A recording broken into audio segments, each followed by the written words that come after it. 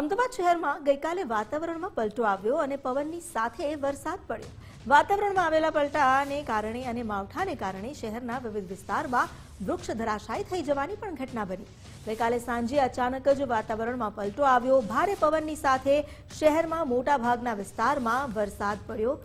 આ વરસાદી માહોલમાં પશ્ચિમ વિસ્તારમાં અને તેમાં પણ ખાસ સિંધુ ભવન રોડ અને તેની આસપાસના વિસ્તારમાં વૃક્ષ ધરાશાયી થયાની તસવીરો દેખાઈ. ગઈકાલે સાંજે ફાયર વિભાગને શહેરના વિવિધ વિસ્તારમાં ઝાડ પડવાના 15 જેટલા કોલ મળ્યા હતા. ફાયર વિભાગે મુખ્ય રસ્તા પર હોય તેવા વૃક્ષોને દૂર કરી રસ્તો ખુલ્લો કરાવ્યો.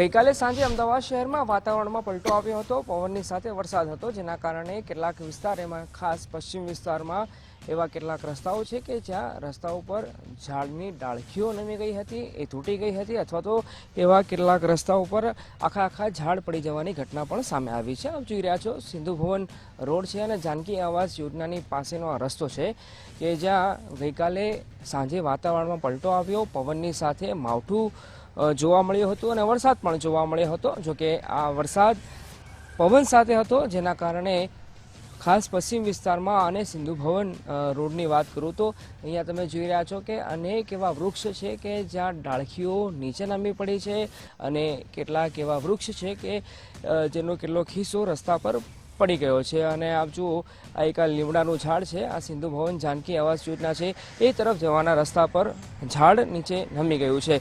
ફાયર વિભાગને ગઈકાલ જે વરસાદ પડ્યો હતો, માવઠાના કારણે પવન હતો, એના કારણે લગભગ 15 જેટલા કોલ્સ મળ્યા છે.